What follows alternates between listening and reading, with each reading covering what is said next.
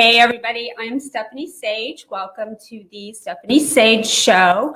For those of you who have not been able to tune in, the purpose of my show is to teach, inspire, build awareness, and provide my viewers with a positive and spiritually uplifting experience by listening to the stories and experience of my guest. I'm going to have compelling interviews, a lot of self-improvement and business segments. So I'm totally excited that I'm now on to my episode 5, and I have a very lovely guest. She's Jenifer Kwok, and she's the business development manager for J29 Creative Group, and they're the marketing specialists that helped me create my podcast and developed all the marketing pieces for it. And they have just done a fabulous job. So I am so excited to bring Jen on. I just love her. I've gotten to know her. I love her authenticity and her positive energy. And along with, being an entrepreneur and working with her husband, Kevin, with their creative group, she has also been on a personal journey with a desire to learn about healing physically, emotionally, mentally, and spiritually. And through her research, she has discovered a whole new world of healing, and she likes sharing that with others. And today she's going to discuss topics on trauma, healing, and resiliency. Basically, she's going to tell us, that we need to look back at what we've experienced in our infancy and childhood and how that affects us today along our way of growing up and into adulthood, into our personal lives. So I'm going to bring her on right now. Oh, there she is. Hello. Hey, Jen, how are you? I am doing wonderful today. Thank you so much. What a great introduction. And I am definitely honored to be here. Well, thank you. I'm honored to have you. Absolutely. So I really love what you said when you were introducing it. You're covering every aspect, including spirituality, and encouraging people in every way. And I definitely think that that's important because we are affected by trauma and different things, both in life, body, mind, soul, and spirit. And so I wanted to just say kudos for that, because I think that is very important as part of the picture. Yeah. And, it's you intrigued me because I was watching Kevin's podcast and you were on it. And then you were talking about first memories. And I told you about the one I had. And I'm like, why in God's name is that my first memory? And I would be interested to see if anybody watching wants to join the chat and tell us about your first memories. That would be awesome. So anyway, I was intrigued, and I'm sure the audience will be too. Yes. So as you were saying, Stephanie, a lot of times, and that's something that was really, really stood out to me as I've been on this journey to go back and actually look at, a lot of times we think, how can we heal right now? But the truth is the healing actually starts a lot of times from childhood to adulthood, as you described in your description of the show. We have to actually go back and take a look. So one of our first memories could be a sad feeling or could have a happy feeling, and it could be anywhere between the ages of 2 and 5, or some people have later memories into 6 and 7. So the audience, like she said, think about your first memory that you ever had. Even it could just be a feeling, or it could be a picture that has a feeling with it. So some people's memory is a sad one, which that's sad, but that's something to definitely pay attention to. Some people have a happy memory for their first one, and some people just don't really have a feeling associated, which is fine as well. But that's kind of what got me started is, I've definitely personally had some trauma in my life. Now, when I say trauma, though, what most people don't realize is sometimes trauma is not something done to you outwardly. Sometimes it is an underlying trauma. Sometimes it is a perceived trauma based on who you are and what you need as a person. So there's actually different types of trauma. Of course, we know the outward ones of, somebody hitting you or abusing you physically. Yeah. Somebody, sexual abuse is a huge one across the globe. But there's also religious trauma. And that's actually an area that most people don't even talk about, discuss, or make a big deal. But that actually is one as well. When you mentioned spiritual, there's actually some of that as well. So I can talk more about that later. But Oprah actually has a quote. Let me see. I wrote it down here. It says, "If you want to understand the oak tree, you'll have to go back to the acorn." Wow. That is true though, because I mean, as a child, well, some people don't even have memories before even like age 5. I mean, I think I was like 3 is my earliest memory. But it's funny because as a little child, you are still learning language and learning to process the world and even your own emotions, and so who knows how, I mean, I take it as a parent, that's scary. I mean, you want to do the right thing, and you look back, like, I did the best I could, I swear. You think, what did I say to my kids? Maybe I shouldn't have. I don't know. And that's a great point, Stephanie. And that's where I kind of want to set your mind at ease, because it really isn't about perfection. I mean, parenting, I think overall is, I mean, we screw up at some point. We just do. And we've all had different upbringings that have been passed down there's actually generational stuff that's passed down. Wow. As I've been studying. So, trauma that happened back here in this generation is passed down. And of course it diminishes as it goes, but it still can cause, depression in one person and then anxiety in the child. And they have no idea where it even comes from, but it's actually it can be passed down genetically then, what you're saying? Genetically, it can be passed down? Not as much genetically, although I've started to get into the genetics of things for myself. I mean, it's my personal journey. But there's definitely things. I think there is some things that can affect genetics, but there's definitely things that affect like behaviors, emotions, perceptions, the way that we take in life. And I could probably give you an example of that. It's a very simple example, but basically a mother could be walking along holding a child's hand, and she sees a dog, and it causes her fear, and she kind of like tenses up and squeezes the child's hand.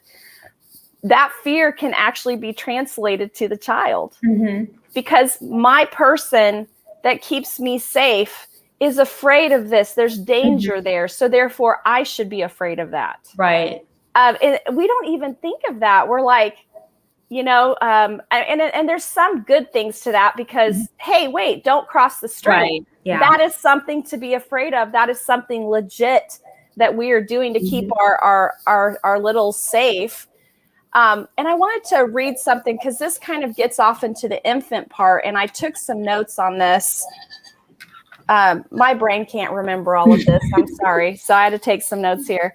But pretty much, I think the important part, and you'll see through these notes, is that the newborn, when they're born, and the first 2 years of life are the most crucial. And a newborn, what they feel is what's important.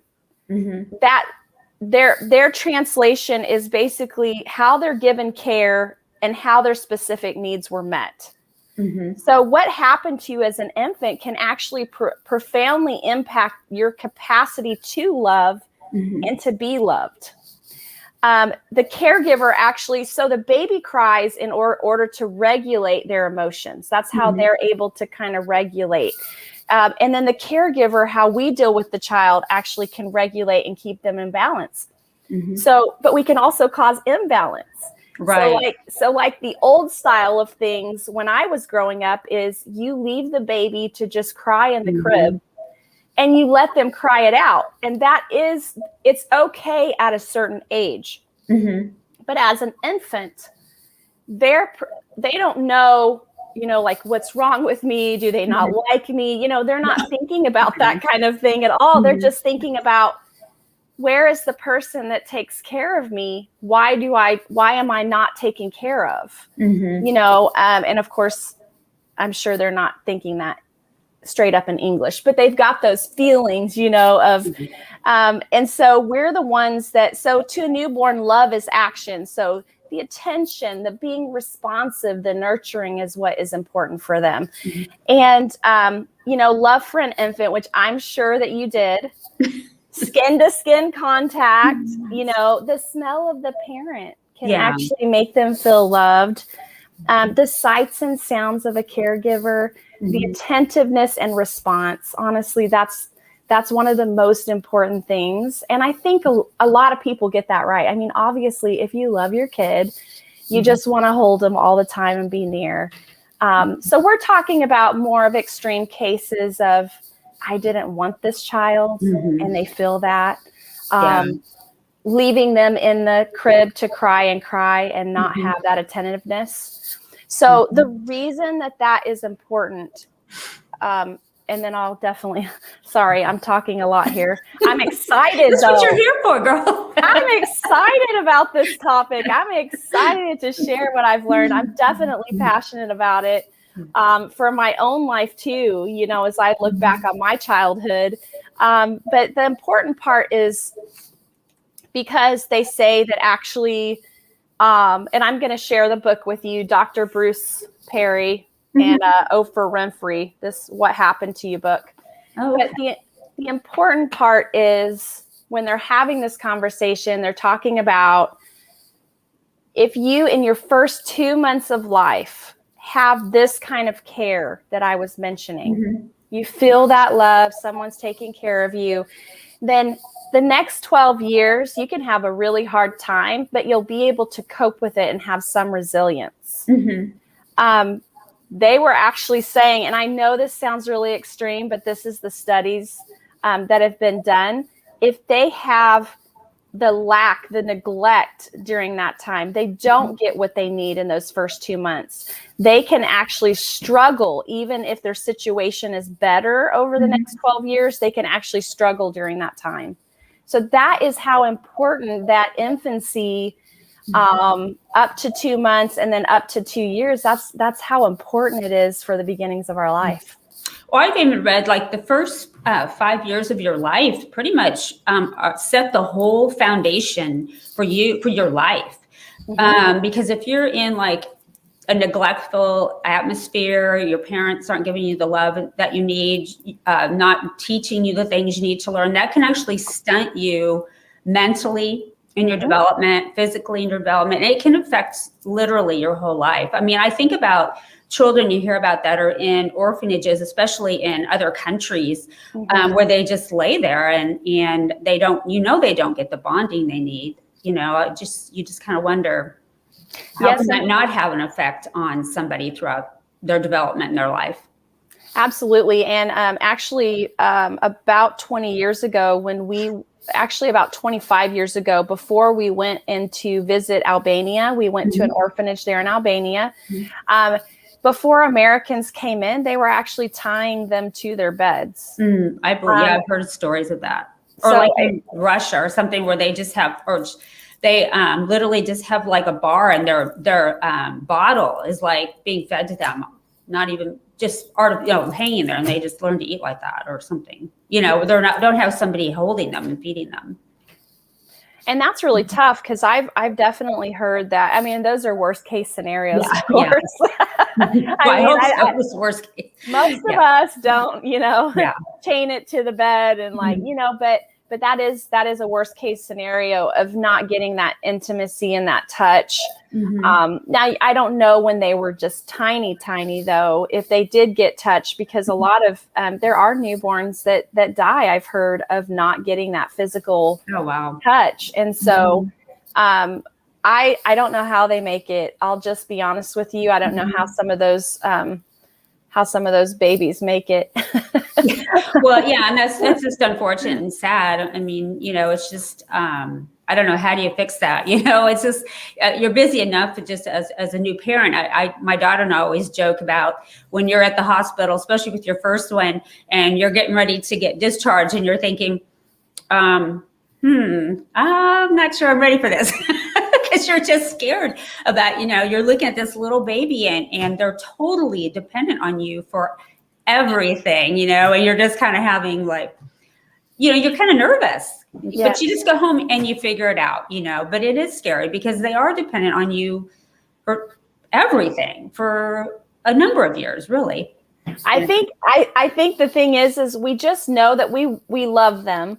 And we somehow want to make it work. So we're going to figure it out. It's kind of that like survival thing of, I want this kid to flourish. I want them to make it. So I'm going to figure out how to do this, And I mean, thankfully nowadays we do have a lot of resources, even online, or through the State Department, if that's really a need, or hopefully you have a mom or grandmother who can say, well, dear, they have colic, that's what they're dealing with. And then you're like, oh, how do I take care of it? Yeah. My son had colic. Oh Lord. He cried like from age, he was like, I don't know, maybe 8 weeks to 2 months old. Well, I guess that'd be 2 months old, but for like 2 or 3 months, every night from like 6:30 to like 10:30 and nothing. Oh my goodness. I would just have to go put him in his crib because it's horrible when you feel so bad for them, But you feel like there's nothing you can do to like relieve that, or that's horrible. Yeah, we bought like that really expensive formula, Nutramigen is what they had. And I mean, that might've helped a little, but yeah, so you just never know, he outgrew it, thank goodness. We made it through it. We survived, but. And I'm sure he felt love during his colic experience. I'll have to ask him. I mean, sometimes there's just, you're trying to survive too. I mean, in those type of circumstances. So, it's not a neglectful thing. It's just like, I've got to breathe for a minute, Yeah, well, there's just nothing you do. And the cry is like not a normal cry. Like it's just, it's not fun. So hopefully, most people don't have to go through a colicky baby, but what do you do then? Let's say, how do you find out if you are experiencing trauma through something that happened to you in your infancy or when you were a toddler? And then what do you do to resolve that and heal from that? I have to say, I don't know the right philosophical, 1, 2, 3, 4, but I do know from what I've studied and from my own personal experience that a lot of children, if they've experienced any type of neglect in their childhood, there's a sense of aching that you take into your adulthood. It is an aching to be loved, accepted, because you were craving that back then. You felt something was missing and you didn't get what you needed. And so a lot of times people will take that aching or pain into their adulthood and try to cover it up with all different types of things, alcohol, sometimes drugs in an extreme case. Also, a lot of things, our body actually carries pain. Our body actually carries any type of abuse that's been done to us. It carries those things even unknowingly. And so that can result in anxiety, people with depression, and many other things like heart disease and diabetes. So that's not to say that everybody who has depression or heart disease and things, but a lot of times those can be and most likely are related to something, not necessarily only abuse, but something traumatic that's happened in your life. But a good place, unless you know right offhand what happened, for example, people going to war obviously are going to deal with PTSD. So there's sometimes, this has happened and this is why I'm struggling with this.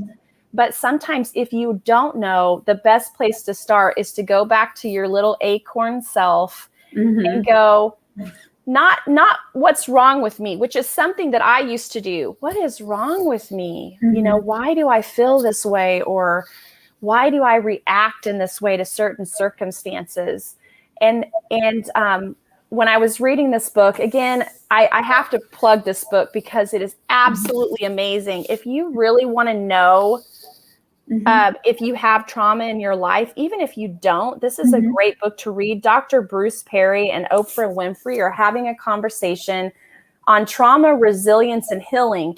And the purpose of the title is, it isn't what's wrong with you. It's what happened to you that you need to be asking. And so that has definitely made a huge impact in my life. Another thing that I'll throw out there that I feel is important is religious homes are actually a huge problem. And I can only speak from my experience and from the US. Now, does that mean that you can't have a faith? No, that is not what I'm saying. I absolutely have a faith. I personally, I'm a Christian. I believe in Jesus Christ as the Savior. That's my personal beliefs. But I wanted to bring this up because I've seen it so many times with missionary kids who've been thrown into situations or separated from parents or people that have had rules versus boundaries and training. Yes, you have to have boundaries in your home of what's right and what's wrong, but people should focus, I feel, more on boundaries and training rather than just discipline. Because what I'm finding is that the things that separate I'm going to say it this way, because I don't want to just rule out not being religious or not having a faith. I don't mean that, because spirituality is super important to me. Relationship with God is super important to me. But if you don't have that relationship, if you don't have that unconditional love from your parents, then a religious home becomes a negative experience instead of a positive one. Because it can just be too overbearing, and it can be used in the wrong way. I mean, I believe that about religion. It can be very, very, very good, but it also can be used in very bad ways. Like on episode 2, my guest was a survivor of a religious cult that her mother got involved in. And she spent years healing from that. And she's gone on to start telling her story, and that's how she helps other women get through whatever their traumas are caused from, by telling stories. But yeah, I mean, it can be very good. It can be very, very bad. I just think there's a happy medium with about everything in life, including religion or spirituality. Absolutely. And for me, I feel unconditional love is what separates it. And the reason is because we all are trying to figure out life. And so for a child to be allowed to make a mistake and not be condemned for that or made to feel shamed or guilt, but to be able to be guided into, hey, here's a better way to do this next time. Here's what we want to avoid, and here's why. And that's what training is all about. And that's something that I've really worked on in my parenting. And God forgive me, I feel sorry for my kids, because the voice of your parents is the voice of your conscience, and sometimes the voice of God. Okay. And so, I do try to work on that with my kids, because I don't want them to grow up with this loud voice in their head, barking at them. But yeah, I know that is a sensitive subject, but it's not only cults that's the problem. It's also just any type of religion that puts rules and says, if you don't do this, then you are bad. You're bad. Yeah. You're bad, and you're shamed, and you need to carry this guilt through your life. And I personally don't believe that God is like that. Yes, there is right and wrong, but yeah, that's my thoughts. Well, I think too, just teaching your children about, your belief system, and then helping them develop that relationship with God, Jesus, source, whatever, resonates with you in your life. It's for me, it's developing that relationship. I mean, I've always been, I don't have to go to church to pray. My conversation with God or what have you, I've always been that way, that it's your connection. It's your connection. And it is your the connection. children that they have to develop their own connection. Absolutely. So, because I agree with you. Individuals, and your children are individuals. I don't, I'm a parent that want my kids to be themselves and try to live their own lives how they desire. You know what I mean? But you have to guide them along the way, obviously. Absolutely. And, I know that this wasn't all that that we were trying to get at today, but I definitely, when you're looking at childhood and going into adulthood, then parenthood is very important. The way a child relates to everything around them, including relationships, the world, God, everything is based upon the parenting, is based upon their home life. Because like you said before, when you're young, especially before the age of 5, all your neurons are just flying like crazy to connect, and every experience that you're having is telling you this or that, and building your the nets of your brain that's going to be the perceptions that you have. So like something I say to you, I could perceive what I was meaning, and you could perceive something different, totally different. Just, in us both hearing the same thing from somebody or me saying something. So the brain is pretty awesome. I mean, you can't leave out the heart and the spirit and the soul and all of those things, but the brain is phenomenal. And I've discovered, though, if you're always in a flight, like the fear, fight or flight. Yeah. So if you develop that high stress response and you stay stressed for long periods of time, then it can actually, cause you to have a very hard time to be resilient as you get older. So like children are really resilient. They haven't had a lot happen, but as that builds and builds and builds, then as you get older, it's harder to be resilient and keep getting back up. Yeah. Well, I definitely believe, I think the Lord above, I was born with, really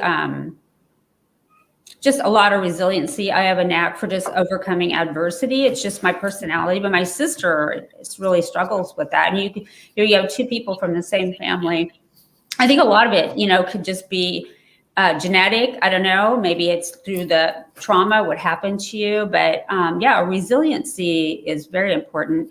Because if you run on stress and fear, I think that clouds your thinking and your self-beliefs, and it can really stunt you in many ways. And then you just set yourself up for self-limiting beliefs, and you don't achieve all the things that you probably could have. It's really unfortunate. Absolutely. And Steph, I'm glad that you brought that up, because I remember talking to you about that and about your sister. There's actually another thing that most people don't realize, because our healthcare system doesn't offer, pretty much you're like, what's wrong with me? And then you go to the doctor and he's like, there's nothing wrong with you. We give you some drugs. Yeah. And then, or he goes, let me send you to a specialist, and they'll do more blood tests. And then they'll go, well, I don't know, there's nothing. And you'll spend all this money running around the healthcare system just trying to figure out. And what has helped me the most, besides the research and talking to somebody who is a professional, was I actually got a DNA testing done.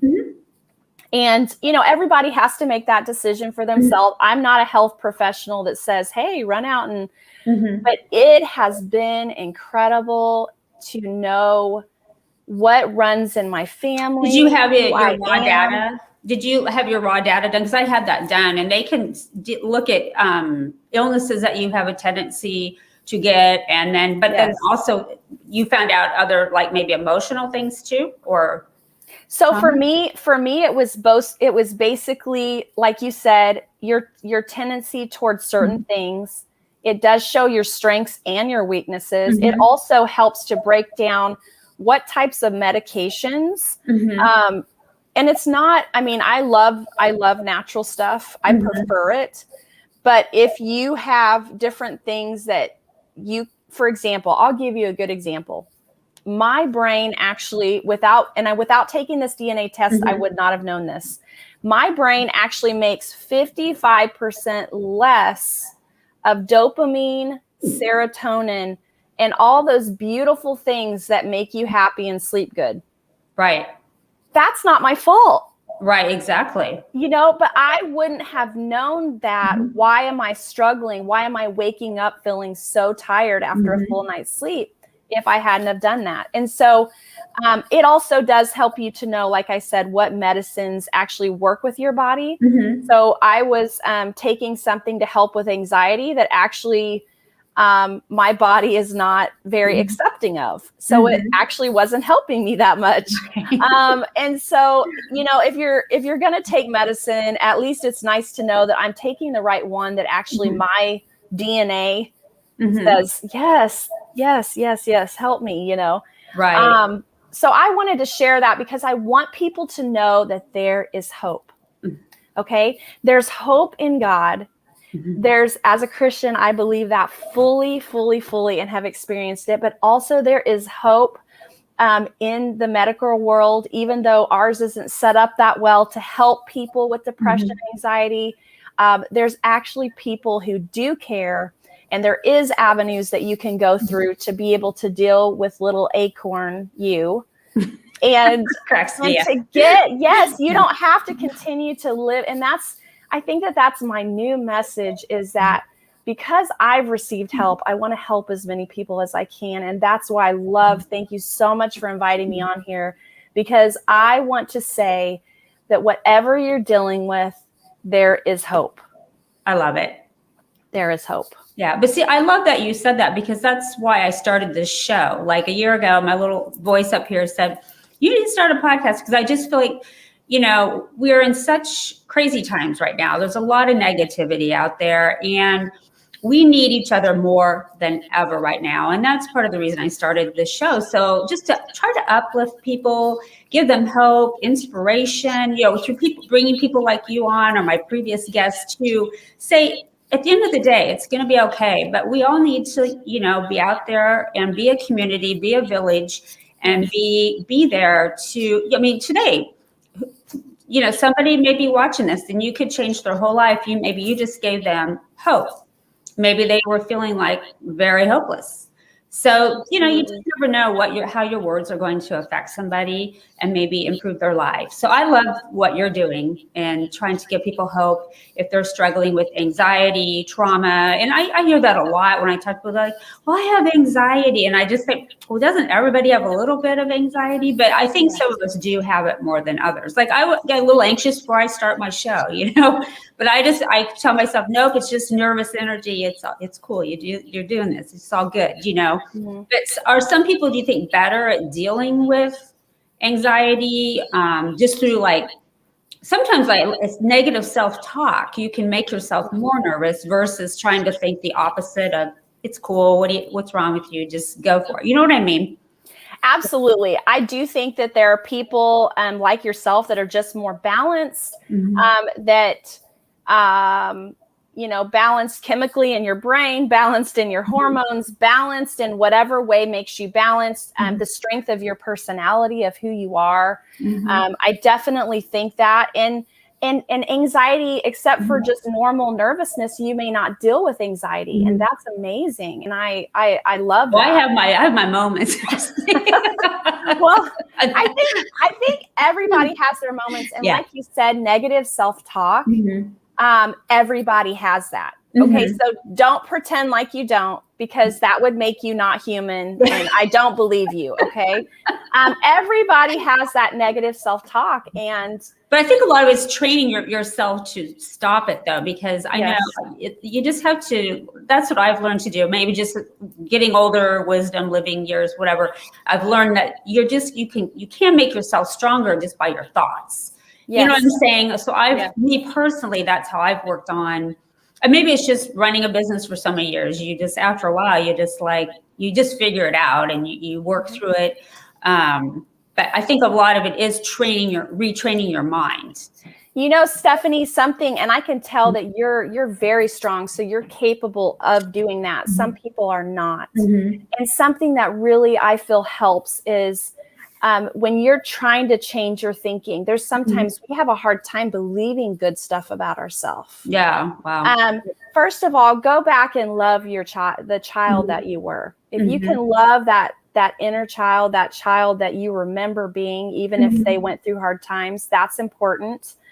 If you have a good support system of people around you who unconditionally love you, no matter what, they know all your crazies and your struggles and everything. They love you anyway. And they love you anyway, and they speak positive into your life. That can really help, because when you feel the love, then you can, then you can turn around and say, I am lovable. I am this, I am that. For me, I get it also from God. I get it from my husband. I get it from my children. I get it from people that I talk to about these issues. And so I have that good support system, and I feel loved. But there's probably people out there who don't, though. That's sad that don't have a good support system. I mean, think about, somebody homeless, they don't have anybody. I mean, what do you do in that case? I think we need more outreach for people that are on the perimeters of society, like are homeless and they don't have, they're living on the streets. I mean, they need help, and there has to be a better way. For dealing and helping people. I'm not laughing per se. I just know the challenges that are there, but it's not a bad thing. I think somebody holding their hand to bring them to psychiatric help, but not just psychiatric help, someone who really cares about them. And that is so hard to find, but I promise you it's out there. There are people who are in the field because they actually care about human lives and existence. They're there because they care. Right, exactly. So I guess us holding hands with the homeless and bringing them to the people that can really help them. Like we can give them things and we can show them love. But I've been learning that if they are not regulated, they'll take the stuff from you, but it's not going to change their life. Right. The only thing that can change them is for somebody to really build that relationship and help them regulate where they can make that connection with you, and be transformed. And that's not to say all the homeless are the same exact way. There's actually people that choose to be homeless for whatever reason. So they're not completely, struggling, but a lot of them are struggling with mental health issues. Right. I've witnessed drug and alcohol problems. And Yes. So what do you do as a parent? I tell my daughter, my son doesn't have kids yet, but I just tell her, you're going to make mistakes. I know I wasn't perfect. I did the best I could. So let's say your child comes to you and they're like, I have all this trauma. And as a parent, you're kind of at a loss for words unless they can really pinpoint, something you did or said. But let's say they can't, but they, that's kind of a strange place to be as a parent, because if you feel like you did your best and you were just being you, I mean, what more can you do, I guess? So that's a great question. And I think that comes into, there's a couple different things there. First of all, it's their journey. It's theirs to take, and you can walk alongside of them and just say, hey, I'll be here to support you.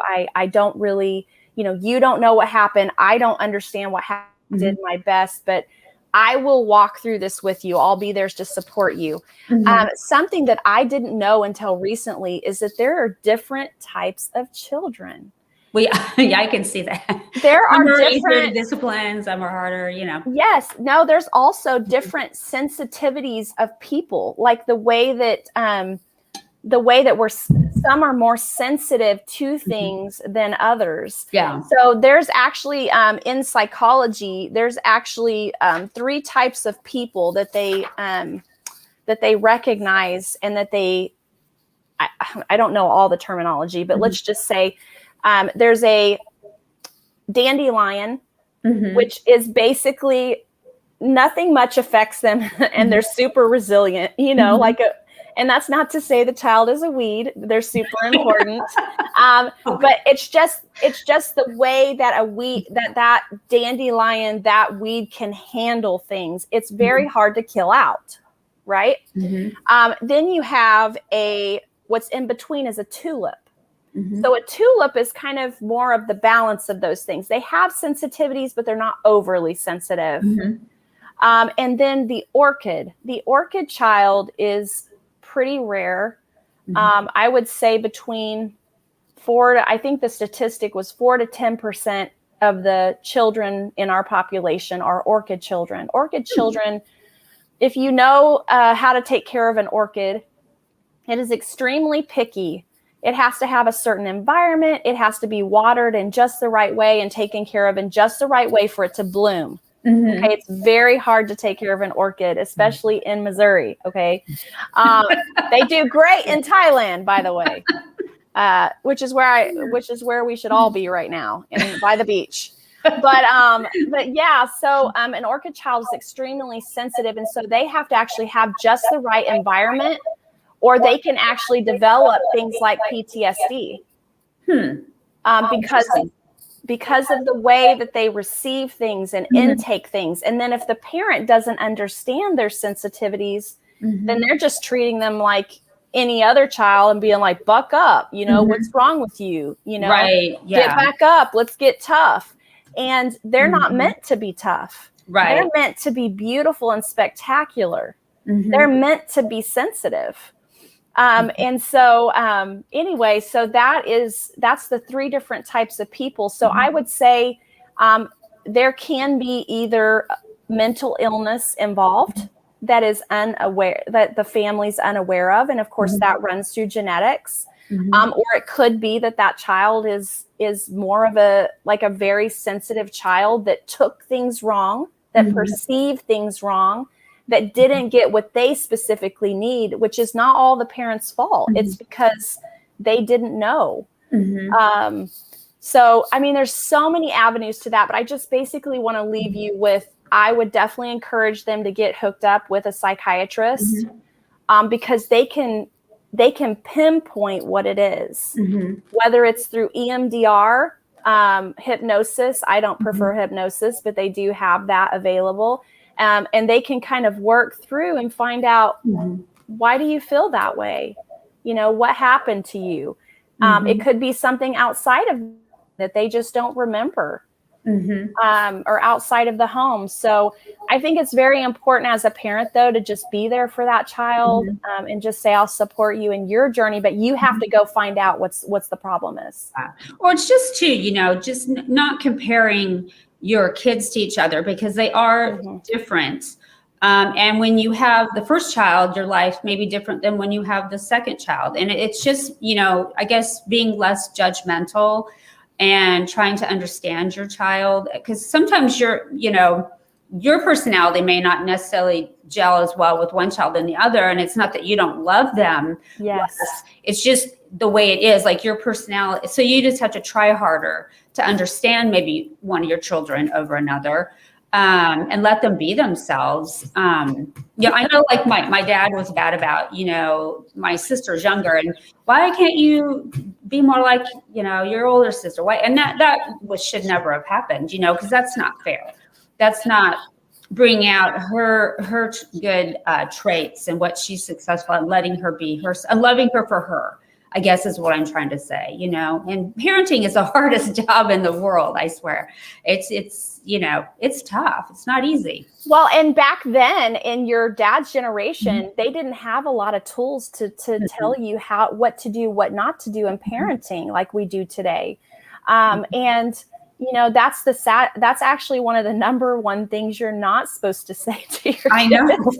But yeah, he didn't know. He didn't know. I know that a lot of things that were done honestly. They weren't done with intention to hurt. It's just like, hey, step it up and be more like this. But then you're like, oh, I'm not good enough. The child translates it completely different. Oh, he likes Stephanie more than me, or Yeah. Oh, she does everything right, and I don't do anything right. So. Yeah, I mean, yeah, that can just, yeah, it's just not a good thing. That's for sure. So yeah, parenting is tough, and I don't know. I'm glad I have grandkids now. Because it's just, I think you're a little bit more in the moment with your grandkids because you're not in the day-to-day busyness of raising the children, doing all getting their homework done. You know what I'm saying? All the extracurricular activities you got to get them to, and it's really a fun time to be a grandparent. That is for sure. We just totally enjoy spending time with them.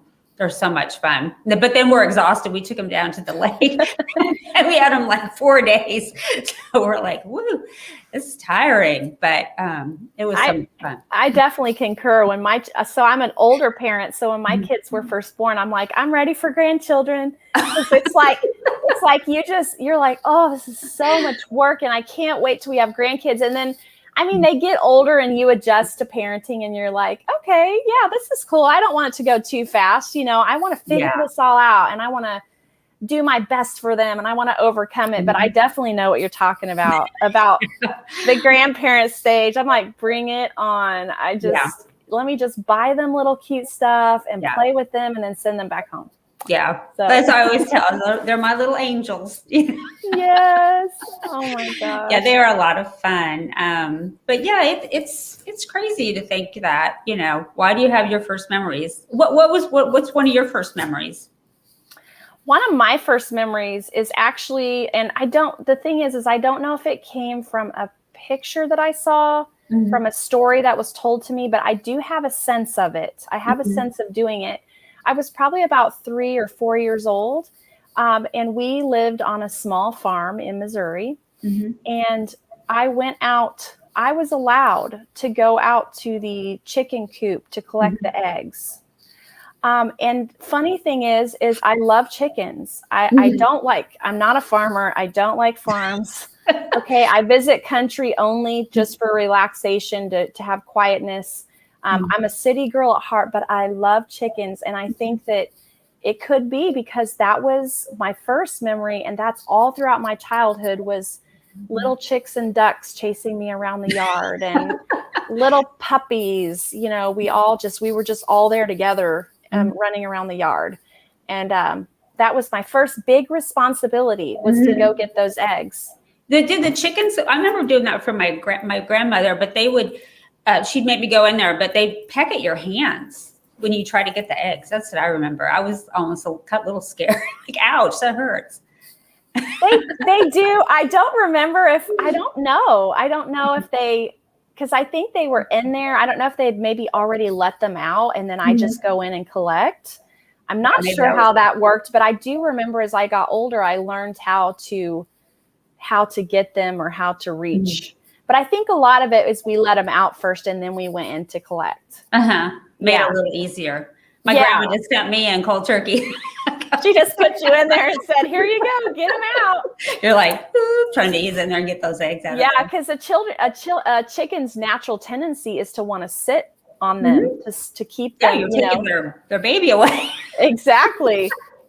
Yeah, you gotta run them. You gotta run them out first, girl. You gotta run them out. Next time you do that, just my husband actually has a dot on his eye where he put a chick too close to his eye when he was a kid, and it pecked him in the eye. Oh my God! Still has a black spot. Oh my God, that would hurt. Yes. So protect your grandchildren. Okay, it's abuse if you don't. No, I'm just joking. I'm just. Well, joking. I don't have chickens. So. That's not my. Yeah, I don't know. I wouldn't call myself a farm girl either, for sure, but definitely the city. But our office gal, she has chickens, so she brings us fresh eggs. There is a difference though between fresh eggs and ones from the grocery store. 100%, 100%. I used to drive at 15 minutes one way just to get farm fresh eggs. Wow. I've kind of slowed down because after a while that does get old, but the difference in the eggs is unbelievable. Hey, beef too. It's a huge difference if you just get it fresh than if you buy it in the store. Huge difference. Well, on the way down to the lake, there's in Clinton a place called Pal Meats. They have they butcher everything there. It's really good. They have pork and beef and they have everything. Chicken. It's wonderful. Do you guys grab Never heading down the lake. Stop there. I'm doing a little marketing piece for them. There you go. Do you ever grab steaks from there to take out to the lake? Mm-hmm. Yeah. Oh my gosh, that's so good. They're like really thick, and they have all kinds of. They have really good stuffed mushrooms and bacon wrapped asparagus, and oh my goodness. It's really good. It's a really good place, but. So this is what you talk about when you're around lunchtime, right? Yeah, exactly. Gosh, I so appreciate you coming on my show. And I love what you and Kevin have helped me so much, putting my show together. And you guys are such an excellent creative talent. I just really appreciate it. Well, Kevin just chatted that we're making him hungry. You need to go get him lunch. Let's let him starve. No, I'm just. He's like, I need a steak now. Yes. I'll have to get off of here and make him something. Maybe go get a steak. That sounds really good right now. This might be a little heavy for lunchtime for me, but maybe tonight. Well, there you go. Hey, well, we're honored as well. Your presentation, I've never seen like the start of it. So Kevin and the team did a wonderful job. I'm amazed. Yeah. Very professional. So yeah, I've had a lot of good feedback from people that it looks really professional, looks great. I've had a lot of people say though on the feedback that I should cut the time down to like 30 minutes. I don't know, but most shows I watch are usually an hour. So yeah, most shows I've been a part of are an hour for sure. Yeah. I think it'd be hard, maybe because I'm just too chit chatty, but I don't know if I could get everything out, that the guest wants to talk about in 30 minutes. I guess I'd have to just be real, like, get it done. But then it wouldn't be quite as personable, maybe. So I think that a show is about the person who is leading it. So it needs to be about this is my personal opinion, but I think it should be about what's in your heart. I think typical shows, even across LinkedIn, are 1 hour. So it's whatever works. Like, I think if somebody, you guys quit within 30 minutes or you were done within 30 minutes, then you could say adios, everybody, Yeah. But if giving that full length is really giving that value, then I think it's totally okay. Yeah. So just go. And that's my personality. Just go with it. What works, work. Like, cause I may have a guest that's just not real chit chatty and can say everything they want to say in 30 minutes and call it a day. Right. And then other people, then you have a guest like me. I like the chit chat. So, Jen, I was also in the intro going to talk about your LinkedIn group, but I thought maybe I'd let you kind of tell the viewers about it. Absolutely. So we have a group on LinkedIn called Bottoms Up Perspective. And we have a core group of, there's 4 of us right now. And it's basically about East meets West perspectives. So two of the gentlemen are out of Singapore, and then there's Kevin and I from giving the American perspective. And we usually always bring a guest on our show, just like you're doing here. So, and then we have Bottoms Up Perspective Female, so BUP-F. So that's the section that I am leading right now. And we meet once a month on Zoom. And again, it's just like your show. It's about bringing value and really making those genuine connections. And I have ladies that they come back every time, and we laugh and we cry, and we almost always now we have a speaker that shares what they're good at, that shares their insights and really makes an impact. And we learn so much, but we have so much fun doing it. So yes, if you want to connect with me on LinkedIn, that would be great. Even any of those who are like, hey, I feel I need some help in my life. If I can even encourage you and point you in the right direction to get medical and mental help, spiritual help, whatever is needed in your situation, I am more than happy to do that as I'm able. So just connect with me on LinkedIn. I think it's under I think I've got Jenifer Kwok. It's either Jen Kwok or Jenifer Kwok. So I think it's Jenifer. Yeah. You know, that's what, when I started this, I thought, oh, what are you going to talk about? What's your niche? But, you know, the more that I've interviewed guests, and, you know, and I'm booked now, believe it, through like November. I'm booking into December. So I don't have trouble finding guests, because what I'm finding is there's more and more people like you and me, and your group of ladies, of people really genuinely wanting to connect with people and help others. I think that it's just a growing awareness that we do need each other more than ever right now. And I like that trend. I think it's important, because everybody has things that they struggle with. None of us are perfect. We all have self-doubt. We all have bad days, you know? And yes, and there's a lot of mental health problems in the world. There's a lot of undealt with mental health problems. And what happens is during these times, the pressure is applied. And humans already, like you said, need genuine connection. And so when that pressure is applied, all of a sudden these problems that you were kind of able to hide are going to come to the surface. And so like you said, we need others more than ever, and we're hungry. So I'm with you, and Steph. just uplift each other, be positive, and hear each other out. And that's what it's all about. So, you know, so if my show helps one person, I'm good. You know, hopefully you're going to help somebody, and give them some answers to maybe they're thinking, what's wrong with me? You know, and they can do a deep dive into that and get the help they need, or join your group on LinkedIn, whatever, you know. Absolutely. Well, thanks, Steph, for having me on the show, and thanks for making a difference in the world. Well, thank you. Same to you. You are fabulous. You're just so authentic and positive. I love your energy. Thank you. All right. Well, you take care, and have a great rest of your day. All right. Thank you, guys. Thank you, Stephanie. You're welcome. Take care. Bye-bye. Bye-bye.